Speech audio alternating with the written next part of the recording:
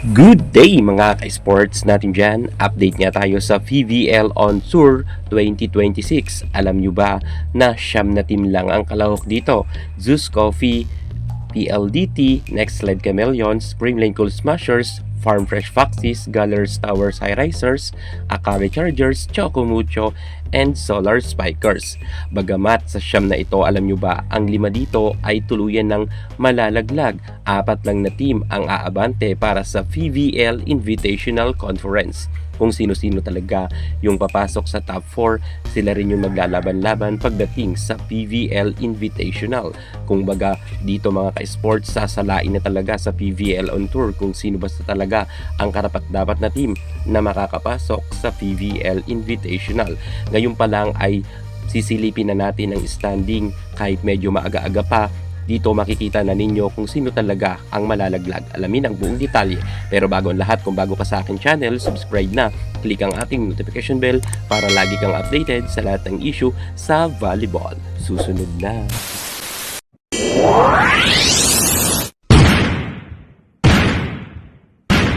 Para sa fans ng Capital One Solar Spikers, alam nyo ba na nasa laylayan nga sila ngayon? Bagamat isang talo pa lang sila, wala pa nga rin silang naipapanalong laban. Pero malay natin sa mga susunod na game ay umariba na rin ng panalo ang Capital One. Pero sa kasalukuyan ay wala pa nga silang naipapanalo, kung kaya nasa number 9 nga silang standing. Pero alam natin na ang Capital One Solar Spikers ay medyo lumakas na rin sa kasalukuyan dahil nga super marami na rin mga veteran player na lumipat nga dito sa Capital One. Kaya masasabi natin na huwag silang maliitin dahil nasa laylay naman sila ngayon, pwede pa naman silang bumangon. Malay natin sa mga susunod na game, sila naman ang makatamasa ng sunod-sunod na pagkapanalo. Basta sa kasalukuyan, sila nga ang nasa pinakalaylayan. Number 9 is standing. Well, pero ang Capital One Solar Spikers, hindi lang naman sila kung tutusin ang nasa pinakalaylayan. Walang iba dito kundi ang Choco Mucho Flying Titans. Nasa ikawalong pwesto sila pagdating sa PVL On Tour. At alam nyo ba na meron na nga silang 3 talo? Grabe ang Choco Mucho. Wala pa nga silang naipapanalong game. 0 pa nga sila mga ka-sports. Anong nangyayari ngayon sa ating Choco Mucho? Sana sa mga susunod rin na game ay makabawi ang Titans, pero sa tingin ko mahihirapan na sila ng husto dahil marami pa sila makakasagupaan na mga malalakas na team. Malaking kawalan talaga ang kanilang star player na si Ayan Laure at si Cici Rondina. Kitang-kita naman natin na isa nga ang Choco Mucho ngayon sa pinaka mahinang team dahil nasa laylayan nga sila. Mukha talagang medyo kinakailangan talaga pa nilang magdoble effort para magkaroon naman silang panalo pagdating dito sa PVL On Tour. Ano pa kaya ang mga diskarte ni Coach Dante Alinsunurin at bakit ganito na nangyayari sa kanila? Nasa ikapitong pwesto naman ang team ni Barbie Ivy Laksina, ang Akari Chargers. Isa rin ang Akari Chargers sa mga masasabi natin na nasa laylayan rin na standing.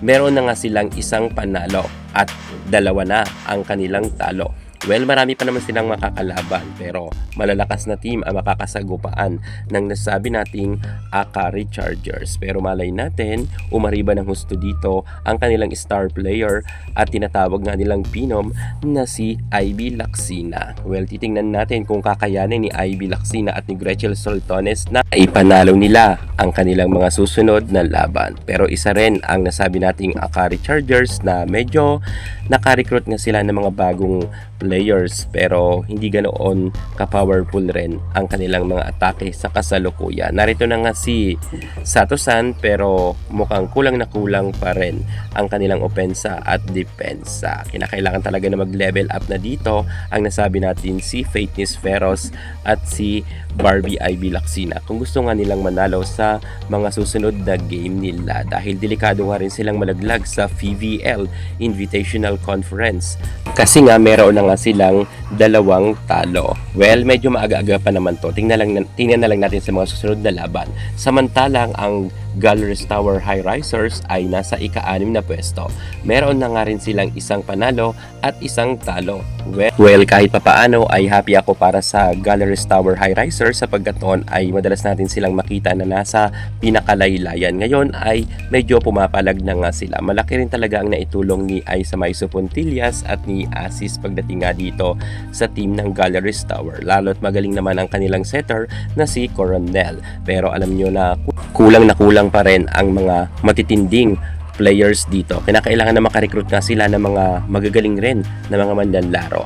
Bukod nga dito kay Balito na middle blocker nila, makarecruit pa sana sila ng isa pang magaling rin na middle blocker, middle attacker. Pero happy tayo para dito kay Balito. Nag-level up na rin ang kanyang aking kagalingan. So ngayon, hindi lang siya sasabihan na tangkadlag ang puhunan or talagang pechay dahil magaling na talaga ngayon itong si Baliton. At pagdating naman dito sa rank number 5, ang Farm Fresh Foxes ay meron na rin silang isang panalo at isang talo. Well, ang Farm Fresh ay talagang masasabi natin na solid na rin ang kanilang line-up. Pumapalag na. Kung noon nga ay baguhan pa lang sila dito sa VVL ay medyo nangungulilat nga sila sa standing, pero ngayon ay umaangat-angat na nga rin sila. Nasa ika-5 pwesto sila sa kasalukuyan. At alam natin na marami pang pagdadaanan ang team nga ni Trisha Tubu. Maging si Honey Riz Tubino ay talagang malaki rin ang kanyang naiaambag sa team ng Farm Fresh Foxes. I hope na isa nga rin sila sa makapasok pagdating sa VVL Invitational Conference. Pero syempre alam naman natin na may Creamline pa, may Nextled, PLDT at Zeus Coffee na kung saan yan 4 na team na nabanggit natin ay super lalakas nga nila. Pero sa kasalukuyan, not bad dahil nasa rank number 5 naman sila na standing. Samantalang ang Creamline Cool Smashers ay nasa ika-4 na pwesto. Meron na nga silang isang panalo. Wala pang ang talo ang sabi nating Creamline Cool Smashers. So ibig sabihin, malaki talaga ang tsansa ng CCS na makapasok sa VVL Invitational Conference. At kumpiyansa naman tayo dito. Kung tutuusin ang mga veteran players nga ng Creamline Cool Smashers ay halos wala nga sa kasalukuyan. Wala si Gia Amazing, si Eliza Valdez naman ay nasa bench at ang mga naglalaro nga dito, yung mga bagong players kagaya nga ni Lalong Isip. At syempre, hindi naman natin may kakaila na si Vargas ay talagang umaariba rin ng kanyang aking kagalingan. Si MB Pons naman ay wala sa kasalukuyan dahil nasa beach volleyball. Pero kayang-kaya naman to ni Negrito at ni Vargas, lalo na ng ating Queen Darna Gemma Galanza. Michelle Gumabaw, nariyan naman, umaariba naman sa galing, at si Tots Carlos ay palaban rin. Si Loreline Bernardo ay nakikipagsabayan na rin talaga at malupit rin siyang opposite hitter, middle blocker. Kaya kahit sabihin natin na wala ang ibang mga veteran players ng Creamline Cool Smashers, kayang-kaya nilang maipanalo ang laban. Sa katunayan, tinalo nga nila ang Nextled Chameleons sa kanilang unang salpukan pagdating dito sa VVL on Tour. Alam natin na ang Nextled ay isa rin sa mga malalakas na team, pero pinalagan nga to ng mga bench warmer ng nasabi nating Creamline Cool Smashers. Talagang magagaling ang mga nasa bench ng CCS at hindi rin sila nagpakabog pagdating nga sa Nextled Chameleons at tinalo nga nila ito ng mabilisan. Talagang kakaiba ang galing ng nasabi nating Team Good Vibes. Samantalang ang Nextled Chameleons naman ay nasa ika-3 pwesto, pero kung mapapansin natin meron na nga silang 2 panalo at 2 talo. Samantalang ang Creamline kahit nasa ika-4 na pwesto, wala pa nga silang talo na naitatala. Panalo pa lamang ang meron ng Creamline at mukhang wala pang makakatalo ngayon sa CCS. Wait na lang natin sa mga susunod na laban kung matatalo ba ang Creamline Cool Smashers. Pero ang Nextled Chameleons ay baka malaglag rin ito at baka manganib nga sila dahil tulad ng sabi ko, 2 panalo man sila, mayroon na nga silang 2 talo. Nanganganib pa rin silang malaglag sa VVL Invitational Conference. At pagdating naman sa nasabi nating Zeus Coffee at PLDT, halos tie nga sila na meron silang 2 panalo at same sila, wala pang naitatalang talo.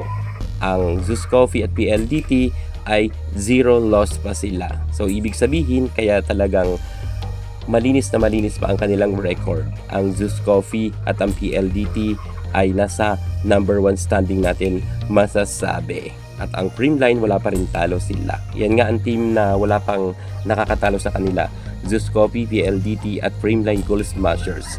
Kaya matindi talaga ang agawan sa pwesto dahil 4 na team lang talaga ang aabante para sa semifinals at sa finale. At syempre, sila rin yung magbabardagulan sa PVL Invitational Conference. At syempre, alam naman natin mga ka-sports natin dyan na pagdating sa Invitational Conference at sa Reinforced Conference, meron ng mga bagong players na papasok, yung mga imported. Kaya yan ang ating papakaabangan.